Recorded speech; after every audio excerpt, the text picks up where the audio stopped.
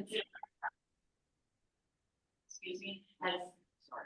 Oh, that's all right.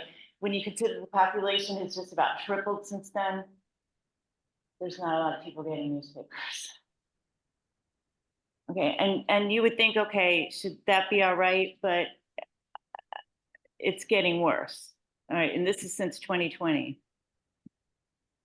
The US lost an average of 2 newspapers per week between 2019 and 2022, leaving an estimated 70 million people in news deserts. This is getting serious. And we know our local media has combined and, yeah. Oh, thanks. Sorry. I did, but it didn't go away. Huh. All right, so that's according to a study by Northwestern. If the trend continues, 1/3 of newspapers will be lost by 2025. It's just getting worse, right? Okay, but communities with a strong newspaper have lower voter turnout, more government corruption, less transparency, and a fraying of civic connections. That's according to the Boston Globe in 2021. So we know, okay, and it's true. There have been surveys, this is from the Knight Foundation, that local news is most trusted in keeping Americans informed in their communities. So people do rely on that local portion, and it's getting difficult. They say the local news does the best job of keeping them informed. This is from that same article and study. Okay, so Americans are still turning to established news outlets, but what's happening? We have a phenomenon also called news avoidance. This was one of the videos I wanted to play for you, but it doesn't seem to be working. Reuters found that people, I think it's 36% of people absolutely try to avoid news at times in their lives because it's become so disturbing. And they're trying not to read news, and that's an additional problem that we're having. What other challenges? Oh, for Democracy Watch, certainly a challenge is funding. It costs about 60 grand a year to do this. We have private investors, doing this, private people funding the program, but it's always a question if we're going to come up with that or not. So student goals also vary. A lot of them want to enter sports journalism. We hear that a lot.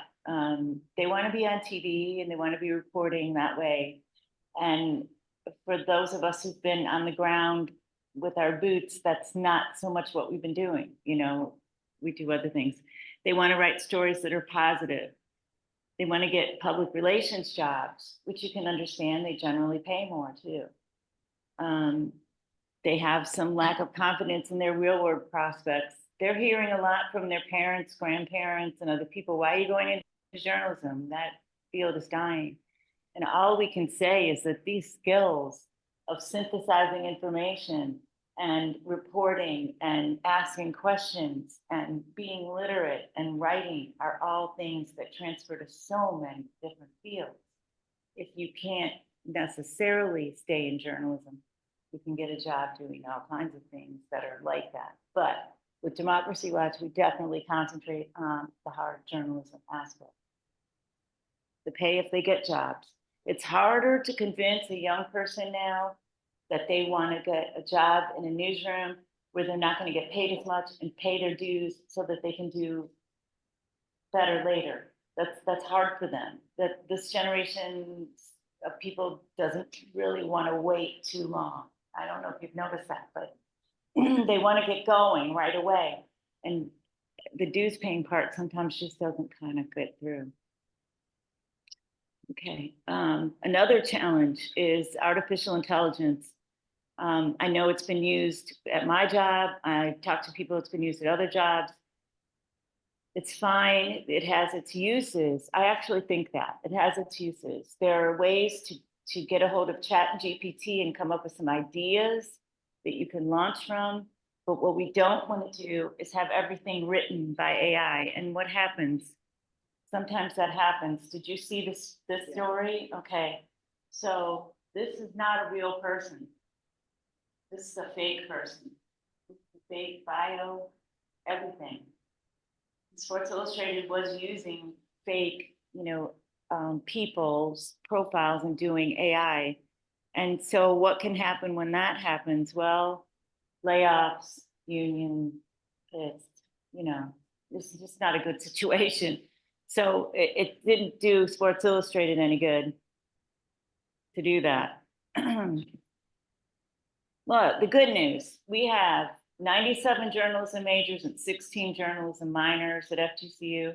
They're learning all the range of skills in a whole bunch of programs. They're learning visual journalism, they're learning fact finding, they're learning all of that. And now, here is our first class of Democracy Watch students. I'm sorry about the middle thing. You can see faces around this one at least, right?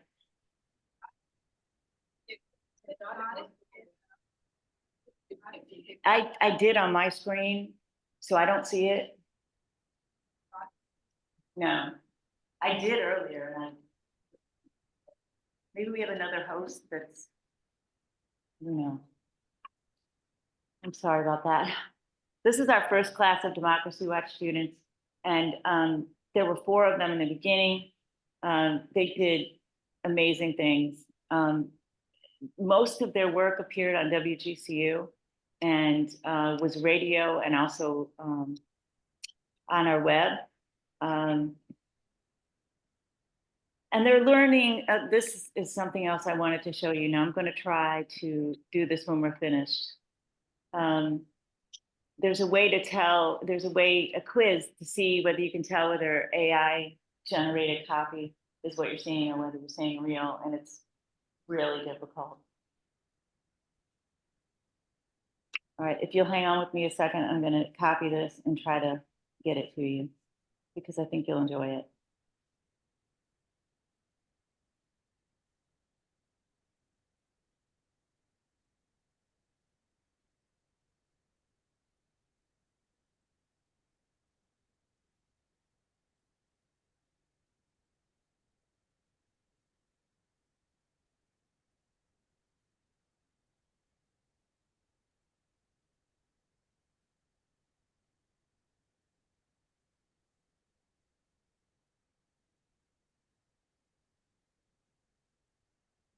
Just one more minute.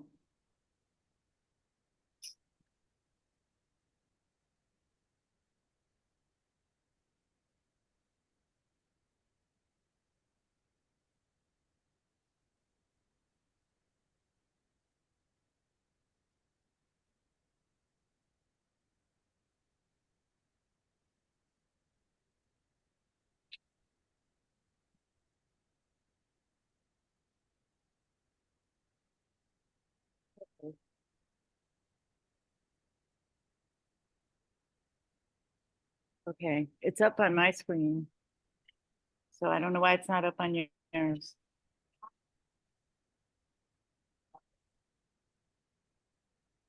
Ah, okay, good. See if you can click on it.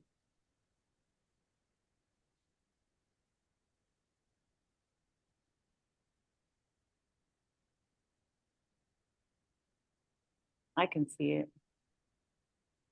Okay, you know what? I'm gonna go low tech a little bit. How's that? Okay. Now, what you're gonna do with this is tell me whether this is a real photo or not. Can you see well enough? Nope. Did you take it?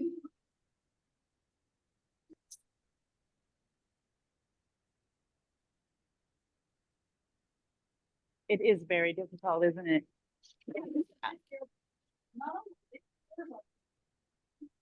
Yeah, they do. Okay, so just for this one, for the benefit of the front, let's see. Eileen, what do you think that is? AI or real? Just give it a guess. I'd say real. Okay, we'll find out. I think you might be right. Correct, a real person. She didn't. Give me the You name. got lucky. No, I did not. I did not. Okay. Let's do this one. What do you think? Oh, she looks real. She does, doesn't she? No, she's an AI photo. Isn't that crazy? It is. We'll do one more just for the heck of it. We have over here. Amy. Yeah. Nope, that one's real. The point is, hard to check. it's just about impossible. We looked at one in class where even the background was uneven and it was a real photo. It's just almost impossible to tell. So we have challenges like that. Let me get back to the screen now. Okay. So we're learning things like that. They're learning things in news literacy, which I guess I don't need the microphone really. We're learning in news literacy to tell the difference if you can.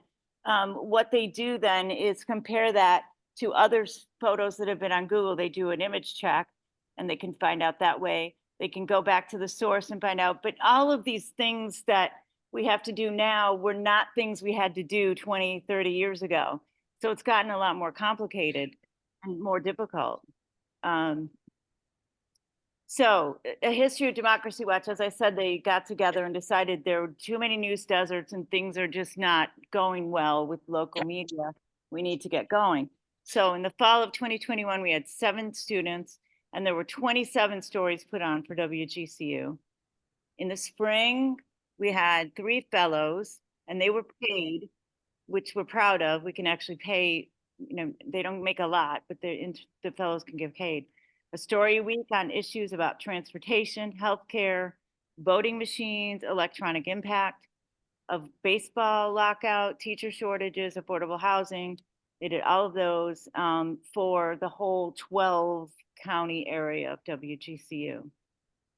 In the fall of 2022, we had 7 students, no interns or fellows, but 15 stories on the web and 3 on radio. And we had FGCU junior Katie Fogarty go to the Mississippi Center for Investigative Reporting. All of that kind of thing would not be possible if not for Democracy Watch. Spring 2023, we had 2 classes and 8 students in one section, 3 interns. They had 75 stories for WGCU. And these are hard things. They're going to meetings. They're, listening to school board arguments. They're weeding through all those sorts of things. They're going to hurricane recovery meetings and things like that. And they're also doing voice radio reports, which is another interesting aspect of the job. For fall 2023, there were 2 classes, regular and internship. 1 fellow was hired by WGCU before it even began. So this student, Eddie Stewart, learned enough in Democracy Watch that really didn't take it then, was hired by WGCU to be a midday host, which is interesting. And then we had a fellow who did a long story form each week plus radio packages, and that was Gwen. And hopefully Gwen is on and can speak to her experience. I think you're muted right now, Gwen. I'm here. All right. Can everybody hear her well enough? Yeah, let me know because I don't see, well, I guess I do see the group of people here. Okay, I'm going to put the microphone by you and see if that helps. Okay. Better? Can you hear me now? Okay. Yes, we're good. That works? Yes. Okay. So This do you is want me to just go ahead and start? Or go ahead, Glenn. you want me to go ahead and start, or did you want Yeah. to ask me questions? Or okay. No, just tell them your experience in Democracy Watch. Okay. Well, first of all, I want to say that my opinion, I think that the Democracy Watch program should be mandatory.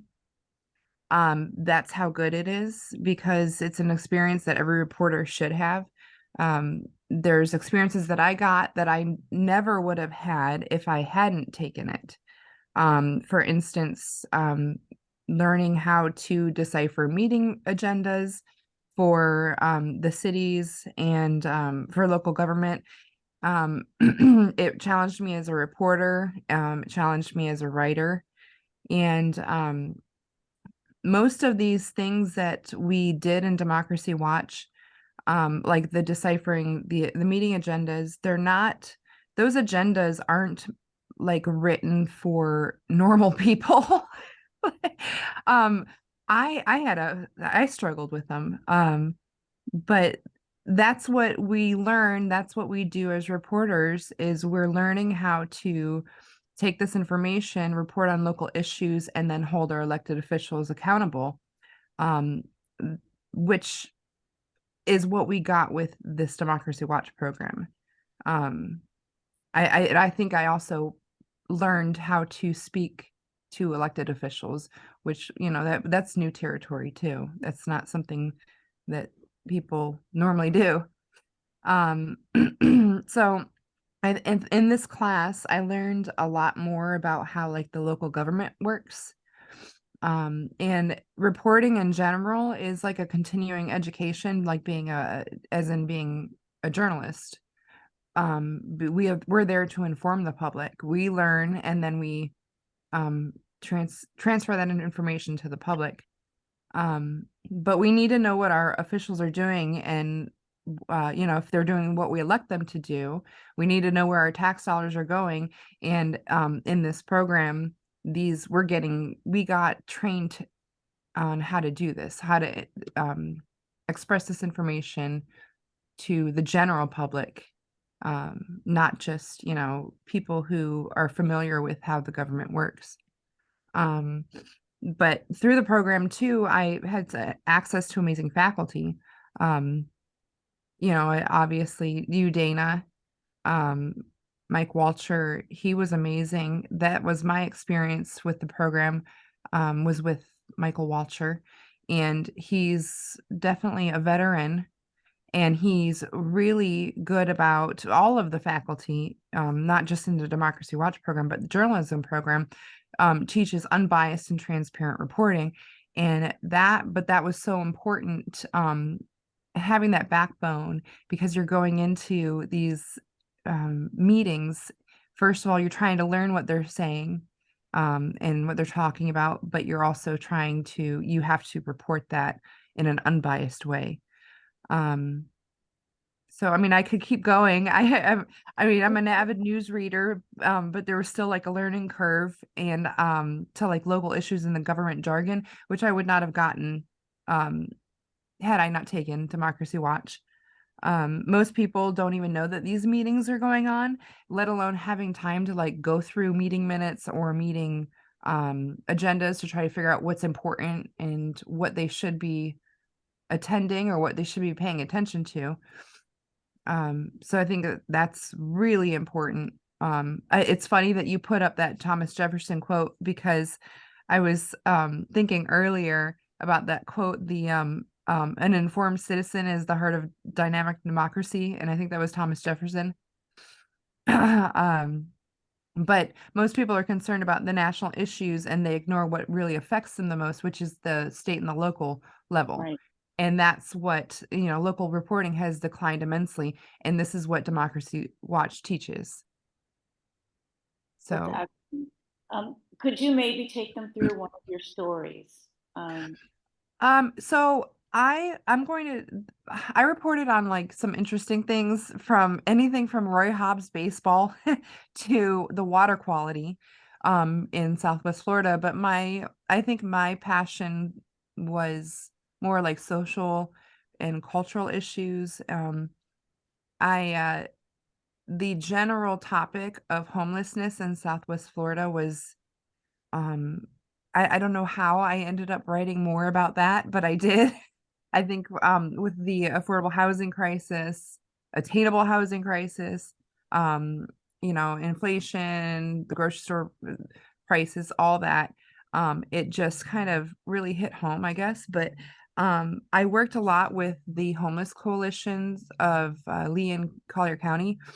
It just kind of worked out that way. I didn't mean to. It was just stories that, you know, I was coming across. But one of them that I wrote was about the Bridges Out of Poverty program that came into that they're trying to implement now within the two counties, to get people out of that endless cycle of poverty.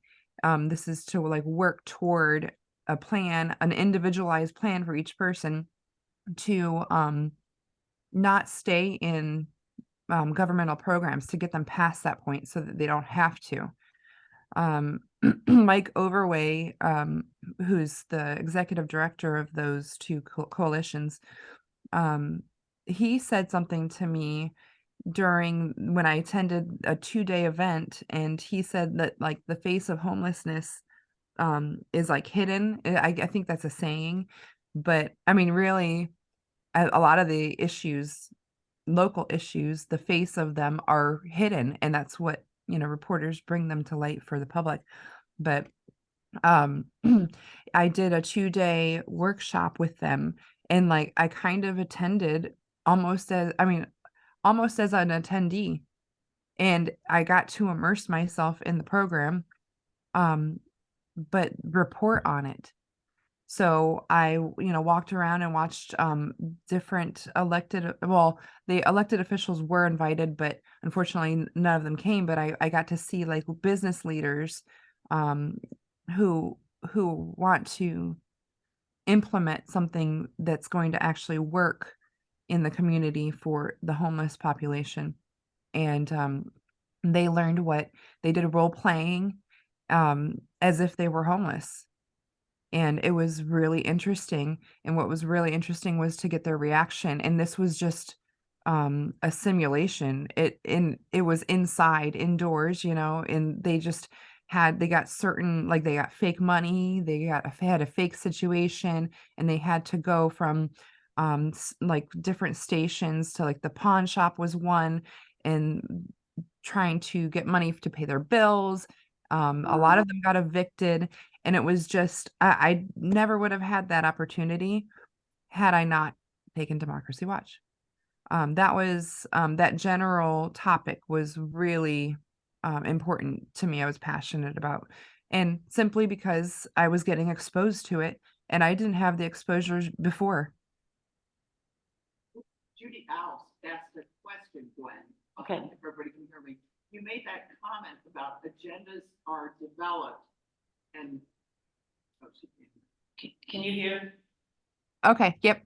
Gwen, Judy Owls, who's on Zoom, welcome Judy, you made an interesting comment that even agendas when they're published can be hard to understand as a layman. Could you give an example of that and how you overcame that obstacle? So an example, just the jargon used, as in like consent agenda. Well, what does that mean? And it's broken down, the agendas are broken down into different sections. And so you can expect what they're going to speak about at each meeting. And then a lot of them come with attachments. So here's a certain topic that we're talking about, and I might look at it and go, I have no idea what that is, and then click on it, and then all of a sudden there's a PDF with 200 pages attached that go along with the topic. Okay, who has the time to sit through and try to figure out what's important in that? Nobody. I mean, that's why there's a job. It's a job, it's hard to figure out what is important and what is not, because half the time you don't know what you're looking at. You have to research it. So overcoming that would be doing the research. And then of course I've had to admit quite a few times when I've called officials, hey, I don't know what this means. Can you explain it to me? This sounds like this to me, but can you tell me what it means? Break it down in layman's terms, because this doesn't compute. And so that's how I have overcome it, is just calling multiple people, researching as much as I can. And of course, my professors at FGCU are the ones that kind of helped us, walked us through those agendas and broke down what they mean. Thank you. Great. Thank you, Gwen. I'm sure there'll be a question or two for you, but that's great. I do have a quick question. Am I able to step away with the newborn? And I have a newborn at home, and I'm actually in Ohio right now, but if I step away, what time should I come back to the computer? Well, why don't we ask if anybody has any questions of Gwen now, and then you can be dismissed for your infant. Oh, if that's okay. I didn't mean to change your outline. Fine, Timeline. for a baby, we'll do that. Yeah. Eileen? I was just curious, maybe you covered this, is she working, what's her next? What's your next step? Graduate. Yeah. Okay, so that's a good question. Right now, so I was very pregnant last semester, which was my last semester, and I did the internship while I was pregnant. I graduated on December 16th, and I was supposed to walk for commencement, I should say. And my baby came instead. So right now I'm also in Ohio. I've got some family things going on. Um, so I'm not sure what I'm gonna do. I've actually expressed interest in working for WGCU. I've brought that up to them. They've talked to me about it. So next steps, I'm just gonna look at different stations, and I would prefer to do written. I don't want to be in front of a camera. So I want to be out there, talking to people and writing. That's my next step is probably going to be in that direction.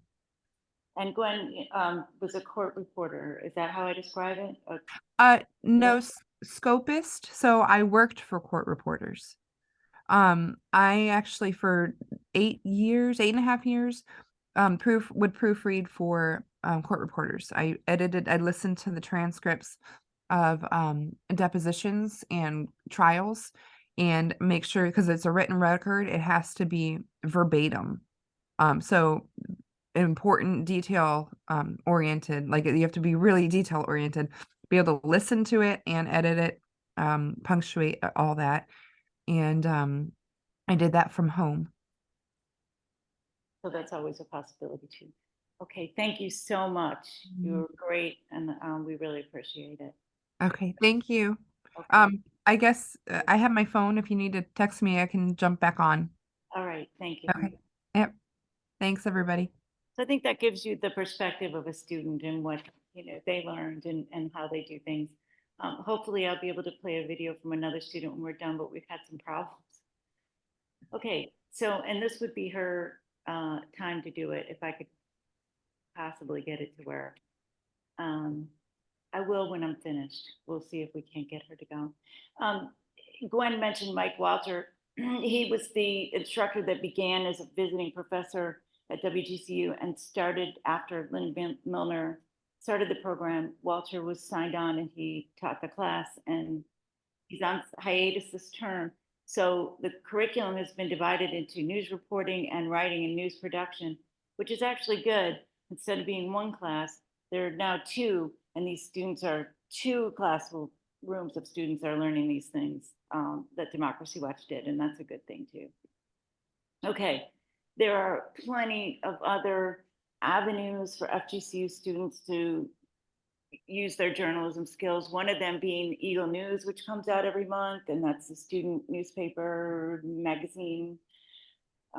There's also Eagle Media, which is a website, and they do their photography skills. They do podcasts through this. There's Eagle Radio. There are lots of opportunities for them to get their skills practice.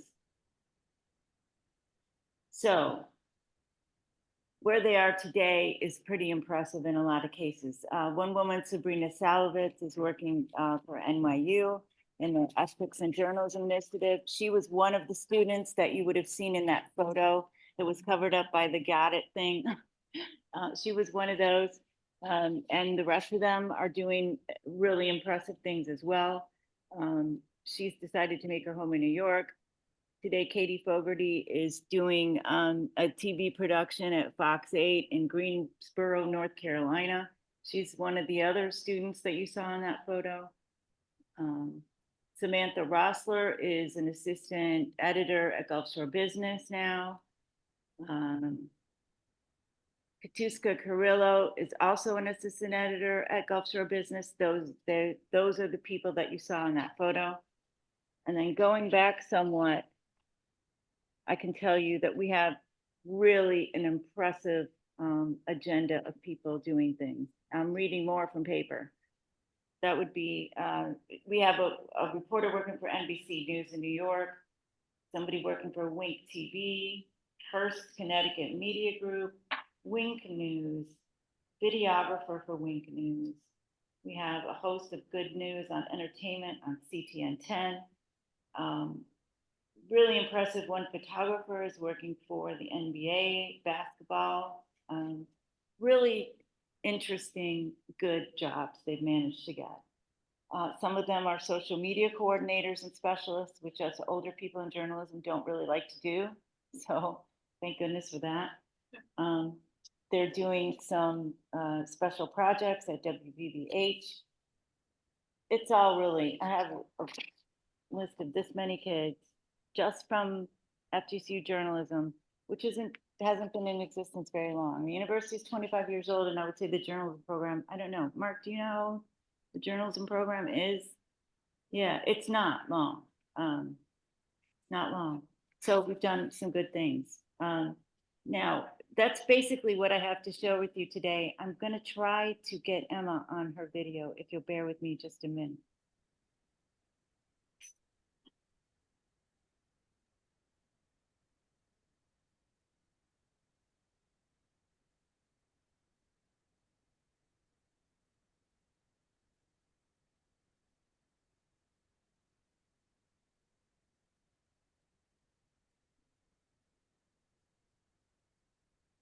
If I could just copy this link, it would be easier, but it's not happening.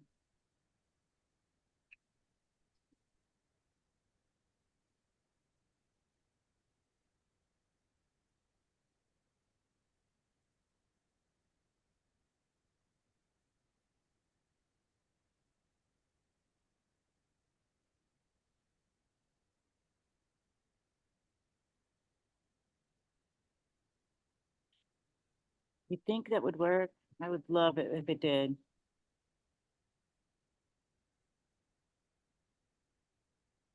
No.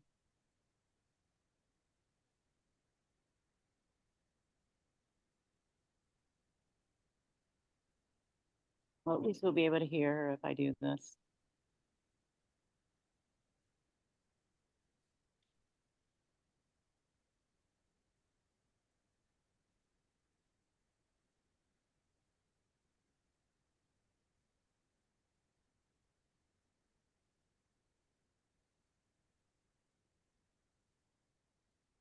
All right, good, thank you. I'm getting this up.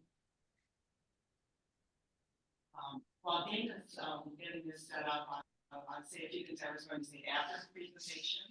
I'd like to remind everyone of the future events that we have coming up, our educational events.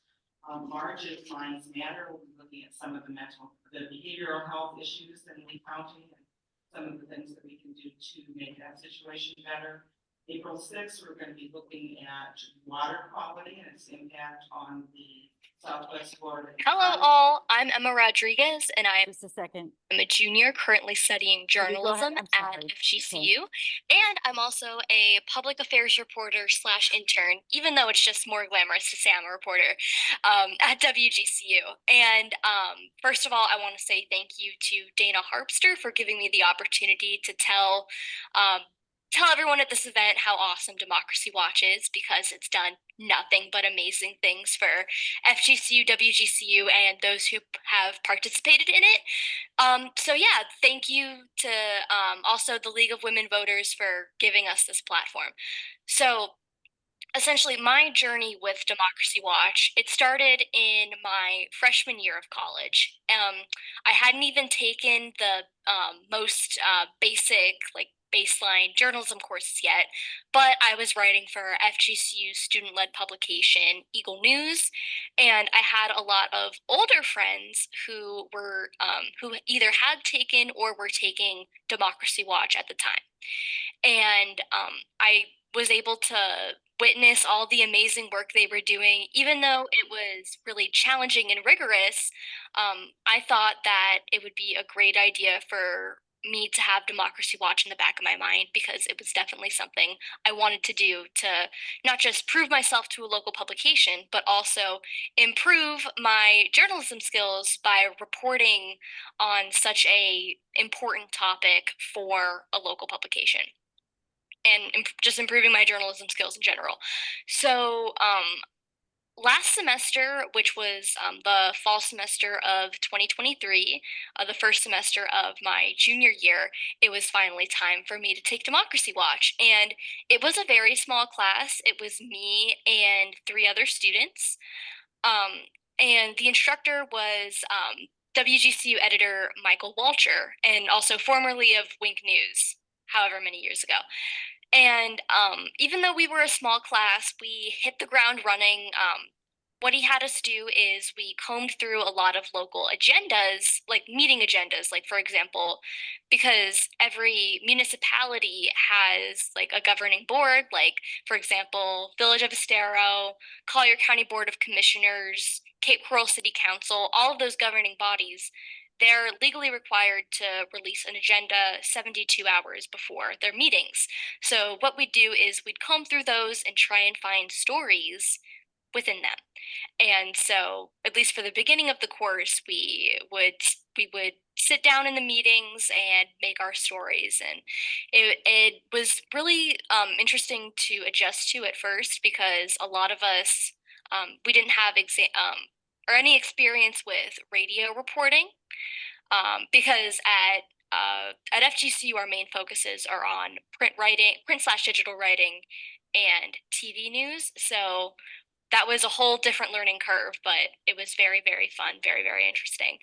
And we would end up, after we were done producing our content, we'd send it over to Professor Walcher, and he would kind of be the judgment call of whether or not our work would end up being published by WGCU. So I've had the honor of having a good chunk of my works from the Democracy Watch class published by WGCU. A couple ones that I'm particularly interested, or particularly impressed with myself about were towards the end of the course, I was contacted by a source from a previous story about a lot of people in her family have developmental disabilities, and Florida is one of the worst states nationwide when it comes to funding for giving people with developmental disabilities services. So she has like over the past, I'd say maybe 20 to 25 weeks, has started from just 10 families locally and started an 800 family-wide coalition across the state, kind of really bugging these bugging these local legislators to hear their stories and also improve some funding. And they've already seen plenty of leeway, or seen plenty of progress towards their goals. So I decided to write about that, and also not just highlight all the good things, but also highlight the improvements that need to be done. Because as journalists, our role is not just to display all the awesome things that our community is doing, but also to kind of point out issues that need to be solved, and also hold leaders accountable. And through Democracy Watch and public affairs reporting, we were really given a way to do that. And especially through that story, I was able to call out how Florida left $800 million on the table for disability services spending. And now the community is more aware of that. Another really awesome story I did, and it's personally my holy grail as a journalist so far. As I'm sure some of you know, there have been a lot of book bans in Collier in response to a DeSantis-backed statute that bans all classroom materials slash library items that contain sexual content in schools. And a lot of because Collier County Public Schools, they released a list of all the books that were banned. I decided that I would try and get some perspectives from the authors of the books that were being banned on the process of book banning, why their book was banned, and how they feel about it. So, and none of these authors are they were not in Florida at the time of me interviewing them. They were one of them was in California and the other two were in New York. So even though we were thousands of miles apart, I got to tell their story and kind of get their opinions on on an issue that's so hyper local to Collier County and Southwest Florida specifically. It's a matter of being able to also serve the community and make sure that they're getting good, accurate information that is interesting and helpful to them. And through my work at WGCU, I've been able to do just that. So kind of beyond Democracy Watch, the folks at WGCU, I guess they liked me enough to have me on as an intern for this semester, which is spring 2024. And I'm able to get paid for my time. And what essentially just what I do is I kind of stay on the public affairs beat, but it's definitely my scope has broaden a little bit. I'm able to really report on anything I want, but I kind of choose to stay in the avenue of public affairs because I think it's a really important, underreported topic in our area. Recently, I just did a story about how the Lee County Sheriff's Office, LCSO, they turned off their comments on Facebook and Instagram. So other accounts can't comment or really interact with LCSO in that way. So I got some opinions from law enforcement experts, and also citizens about that. And so yeah, I'm having nothing but fun at WGCU, and I owe it all to Dayna Harpster, Mike Walcher, and all of WGCU, and especially Lynn Milner, the founder of the FGCU journalism program, and also the one who gave us Democracy Watch. So thank you all for giving me the platform to speak on this. I really super duper appreciate it, and I hope you all have a phenomenal Saturday. Bye-bye.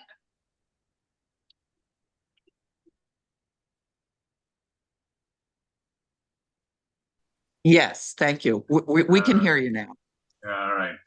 Dayna, you probably remember me from way back when. Are you there, Dayna? I'm here. All right. You'll have my memory. It's getting worse as I get older. I was at WGCU when you were there. Oh, all right. There doesn't seem to be very many students applying for this project, which is rather disappointing since there's plenty of government bodies that need to be watched. Do you see that improving, or is it going to be one, two, So. 3, or 4? With Mike on hiatus, we're hoping that the distribution of the curriculum helps interest more students. The problem has been that it's not sexy line, so yeah, it is difficult, and it takes a skilled reporter to really back that up. Hi, I have a question. I'm saying that a lot of that is rhetorical, but switching over to the AI, recently, AI has to be trained, the chatbots have to be trained on data. And I know the New York Times and a few other media have joined a lawsuit for copyright. And do you believe there's a hope that we can force the copyright portions of the AI training to pay for what they're stealing now to create their bots? And I'll stop right there. I don't know. Honestly, I don't know what to think about that. I'm not good on intellectual property. Maybe somebody else has an answer to that, but I don't know. But I know that a public relations person that I know locally just was playing around and put in a question about something she had written and covered to see what came back, and what came back to her was verbatim the whole press release she had written, which that sounds like plagiarism or something, doesn't it? So I don't know. I would say we're just at the beginning of this, right? Yeah. It's like I saw the headlines and tried to understand, and I don't know how to wrap my arms around it at this point, and Yeah. eventually, you know, I think again, that is not joined this. we're doing things, we're actually playing around with AI ourselves in terms of writing some stories. There was an experiment that went foul back last fall for high school football roundups.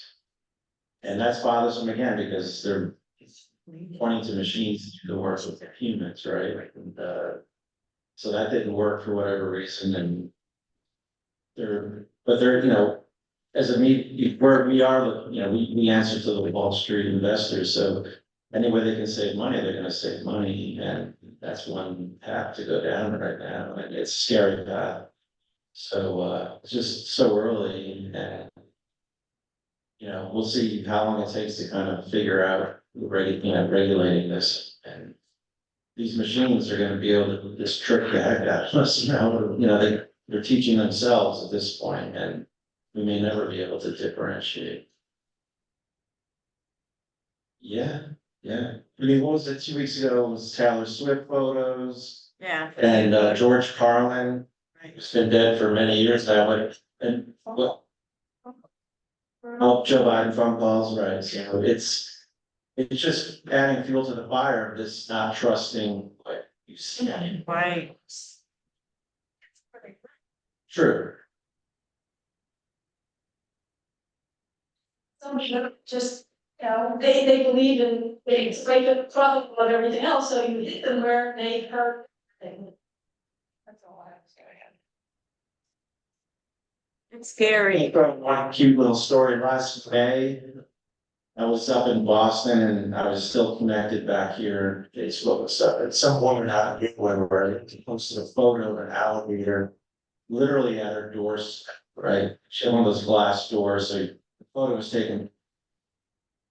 And the gator was positioned in such a way that there was a welcome mat. Like it was just almost too good. That was my first time where I said, because that thing was starting to take off while I was sure they on. I was just like, I had seen a story like the week before about how you can Photoshop now, like you could never Photoshop before. Something used to take like hours to do, you can do it in seconds. And I'm like, that welcome mat could have easily been Photoshopped to that photo and made it look like it. But we went and made sure we found out that it was legitimate. It was. Yeah. So I know we have a couple more questions before and we have one right here. I would just like to say to Dayna and Mark and the rest of you here to figure out a way that the league can collaborate more closely with you on the issues and with the candidate forums and the voter guide that we're gonna be doing in the future. So I think that after this, we can talk about how we can do that with Jeff. And I think it's not in her head, but she's very happy about it. No, Yeah, very responsible. yeah, well, you were saying affordable, attainable housing, homelessness,